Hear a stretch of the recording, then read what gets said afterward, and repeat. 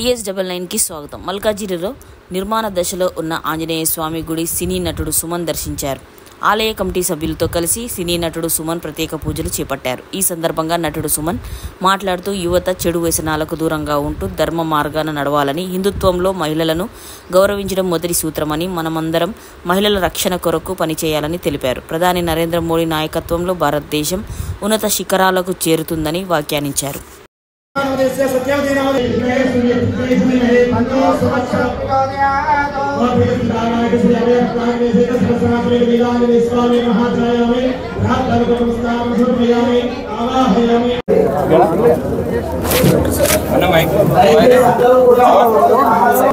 అందరూ టైంకి వచ్చి కూడా జరుగు బంధువుల రోజు ఒక 500-600 సంవత్సరాల కింద స్వామివారు ఇక్కడ వెలిసిన్నారు. ఇక్కడ చరిత్ర ఏంటంటే ఇంకా ఇక్కడ బావి ఉండేది సార్. ఈ బావి జై శ్రీ ఆంజనేయ స్వామికి అందరికీ నమస్కారం అండి. ఇక్కడ వచ్చేసిన పెద్దలందరికీ, మహిళలకి, పాత్రికేయ సోదరులకి, కార్పొరేటర్ గారు అండ్ మెయిన్గా డాక్టర్ మన చింతల మల్లేశం గారు, వాళ్ళు చాలా మంచి మిత్రుడు, మా షూటింగ్లోనే వస్తుంటారు. మల్లేష్ గౌడ్కి ఆయన పరిచయం చేశారు. చాలా మంచి రిలేషన్షిప్ ఉందండి. అదే మాదిరిగా ఆయన ఆధ్యాత్మిక కార్యక్రమాల్లో చాలా పాల్గొంటుంటారు. ఇప్పుడు కూడా ఆయన చేస్తున్న సేవా కార్యక్రమాలు, ఆయన లెవెల్లో ఆయన డొనేషన్స్ అందరూ బాగుండాలని చెప్పేసి, అంటే మన కొన్ని యాత్రికులకి రూమ్స్ కానీ ఏదైనా సరే, అంటే హిందూ ధర్మాని కోసం ఆయన ఎంతో చేస్తారు. ముందుగా ఆయనకి నమస్కారాలు చెప్తూ, మరి డాక్టరేట్ ఆయనకి ఇచ్చారు, పుదుచ్చేరిలో ఇచ్చారు. చాలా అది గౌరవమైన విషయం. ఎందుకంటే ఇక్కడ చేయడం వేరే, పుదుచ్చేరిలో వచ్చేసి ఆయనకి ఇవ్వడం అనేది నిజంగా చాలా గర్వకారమైన విషయం. ఆయన చేసిన సేవలకి వాటికి ముందుగా మనస్ఫూర్తిగా అభినందన చెప్తూ, మరి ఈరోజు ఇక్కడ గుడికి రావడం జరిగింది. మరి ఇక్కడ ఆంజనేయ స్వామి గుడి మీ అందరూ తెలుసు. అయ్యే వాళ్ళు ఈరోజు అమ్మ బ్రహ్మాండంగా పూజ చేశారు. సరే, అందరూ మనందరికీ హిందువులు ఉన్నారు ఇక్కడ. సో నేను ఒక ఆర్టిస్ట్ కాబట్టి నేను ఏదైనా మాట్లాడితే మిగతా వాళ్ళు ఫీల్ అవుతారు కాబట్టి ముందుగా ఒక విషయం చెప్తున్నానండి. నేను ఈరోజు ఇండస్ట్రీకి వచ్చేసి 47 సంవత్సరాలు అయిపోయింది. మొత్తం 11 భాషల్లో 800 సినిమాలు అయిపోయింది. 170 సినిమాలు హీరోగా యాక్ట్ చేశాను. నాకు ఎటువంటి సినిమా బ్యాక్గ్రౌండ్ లేదు, సినిమా మనుషులు లేరు, ఎవరు నాకు సహకరించలేదు. మా తల్లిదండ్రుల ఆశీర్వాదాలు, చిన్నప్పటి నుంచి నన్ను పెంచిన మా తల్లిదండ్రులు, మా అమ్మమ్మ, వాళ్ళందరూ మర్చిపోయి అదే మాదిరిగా మా గురువులు. నేను చదివింది ఒక క్రిస్టియన్ కాన్వెంట్లో, పెరిగింది ఒక ముస్లిం అట్మాస్ఫియర్. అంటే మా ఇంటి పక్కనే ఒక ముస్లిం ఫ్యామిలీ ఉండేది. మా అమ్మగారు వచ్చి ఒక కాలేజ్ ప్రొఫెసర్, తర్వాత ప్రిన్సిపల్ అయ్యారు. కాలేజ్లో చాలా బిజీగా ఉన్నప్పుడు, నేను ఖాళీగా ఉన్నప్పుడంతా పెరిగిందంతా ఒక ముస్లిం ఫ్యామిలీలే. నాకు వాళ్ళే బాగా చూసుకున్నారు. కాబట్టి ఇప్పుడు నేను ఏదైనా మాట్లాడుతున్నానంటే ఎవరిని కించపరచడం కాదు, ఎవరిని మర్చిపోలేదు. నా అభిమానులు అందరూ Hindu, Muslim, Christian, Sikh, Parsi, Buddhist, Jain అందరూ ఉన్నారు. టెక్నీషియన్స్ ఉన్నారు, ప్రొడ్యూసర్ ఉన్నారు, డైరెక్టర్ ఉన్నారు. ఎందుకంటే నేను నార్త్లో కూడా సినిమాలు చేస్తున్నాను. సో వాళ్ళందరికీ పాదాభివందనాలు చేస్తూ, నేను ఒక హిందూ కాబట్టి, నేను హిందూయిజం సపోర్ట్ చేస్తాను కాబట్టి, హిందువు నిలబడాలి కాబట్టి, హిందువుని మన భద్రత చూసుకోవాలి కాబట్టి, మీ మహిళలు అందరి జాగ్రత్త కోసం నేను ఈరోజు అయితే నేను మాట్లాడుతున్నాను. వచ్చాం, పూజ చేసాం, సన్మానం చేశారు, వెళ్ళిపోవడం అలా కాకుండా ఇక్కడ ఉన్న యూత్ అందరికీ, ముఖ్యంగా ఇక్కడ ఏదైతే మన హిందువులు ఉన్నారో గుడిని మన జాగ్రత్తగా మనం కాపాడాలి, హిందూయిజం బాగానే కాపాడాలి. అంటే చాలామంది ఈ మధ్యలో నేను చూస్తున్నాను, తాగేసి గుడికి వస్తున్నారు. వాళ్ళు నాన్ వెజ్ తిని వస్తే మనం ఏం చేయలేము, కానీ తాగేసి వచ్చినప్పుడు మనకు ఆ వాసన కనపడితే ఇక్కడ ఉన్న యూత్కి చేతులెత్తి నమస్కారం పెడుతున్నాను. దయచేసి వాళ్ళు మెడపెట్టి బయటికి గెంటేయండి. ఇంత కష్టపడి పాప అయ్యర్ వాళ్ళు ఇంత కష్టపడి ఇన్ని మంత్రాలు చెప్పి గుడి కడిగేసి ఇంత పుణ్యక్షేత్రాన్ని అంత, అంటే చిన్నదో పెద్దదో ఇది ఒక పురాతనం ఉంది, దీంట్లో సబ్జెక్ట్ ఉంది, హిస్టరీ ఉంది. అలాంటి వాటికి దయచేసి వచ్చినప్పుడు అలాంటి వాళ్ళు మన బయటికి మనం పంపించకపోతే మన హిందూయిజంని, మన కులాన్ని మనం అవమానించినట్టు అవుతుంది. ఇది ఫస్ట్ నేను అడిగేది. రెండోది, ఇక్కడ మహిళలు అందరూ ఉన్నారు, మహిళల్ని మనం రక్షించాలి. ఈరోజు భారతదేశంలో కాశ్మీర్ టు కన్యాకుమారి తీసుకుంటే డెవలప్మెంట్ జరుగుతుంది, ఏమేమో చేస్తున్నారు. కానీ మహిళల్ని రక్షించడానికి ఇంకా కఠినమైన ఒక జడ్జిమెంట్ కానీ, ఒక బిల్లు కానీ రాలా.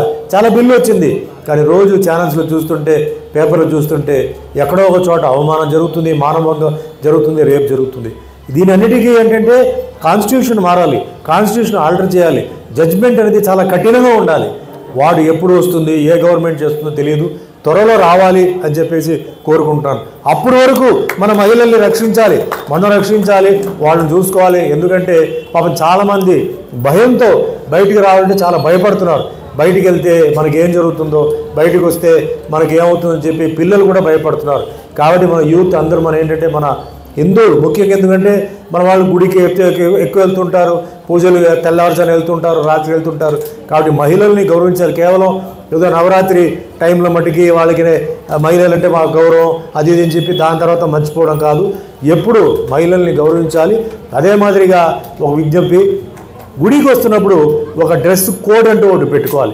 మనం గుడికి వస్తున్నప్పుడు పెళ్ళికి వెళ్తున్నట్టు, ఫ్యాషన్ షోకి వెళ్తున్నట్టు అలా కాకుండా గుడికి వచ్చినప్పుడు రండి, ఫ్యాషన్ షోకి వెళ్తున్నప్పుడు ఫ్యాషన్ షోకి వెళ్ళండి, పెళ్ళికి వెళ్తున్నప్పుడు పెళ్ళిలాగా వెళ్ళండి. ఏ అభ్యంతరం లేదు.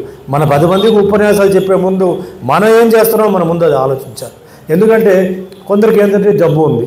సో డబ్బు ఉంది కాబట్టి వాళ్ళు ఏం చేస్తారంటే కొంచెం రిచ్గా నగలు అవి వేసుకొని వస్తే పక్కనే గుడిలో ఇంకో పేదవాడు ఉంటాడు. వాడు ఏమంటాడు, దేవుడా నేను ఇంత ప్రార్థన చేస్తున్నాను, మరి నా భార్యని, నా చెల్లిని, నా అక్కని ఎలా? కనీసం అలాంటి వాళ్ళకి భక్తితో వచ్చిన వాళ్ళని ఆ భక్తి ఎక్కడ వాళ్ళు చెడిపోకుండా వాళ్ళు భక్తితో ఉండాలంటే మనం కూడా కొంచెం సహకరించాలి. కాబట్టి మీరు వస్తున్నప్పుడు మహిళలు ముఖ్యంగా గుడికి వస్తున్నప్పుడు ఎంత సింపుల్గా వస్తారో రండి. అందుకని మీరు నగలు అసలు వేసుకోవద్దని చెప్పట్లేదు, సింపుల్గా రండి. మరి ఈ మధ్య ఇంకోటి చూస్తున్నాను, గుడికి వస్తున్నప్పుడు కూడా షూటింగ్ వెళ్తున్నట్టు మేకప్ వేసుకొని కూడా వస్తున్నారు. అసలు ఎందుకు? దేవుడు మిమ్మల్ని అందరినీ చల్లగా చూస్తారు. మేకప్ వేస్తేనే చూస్తారా చెప్పండి? లేదు కదా. మేకప్ వేయకపోతే చూడరా? చూస్తారు. కాబట్టి దయచేసి గుడికి వస్తున్నప్పుడు మేకప్ వేయొద్దు, సింపుల్గా రండి. మనందరం ఒకటిగా ఉండాలి.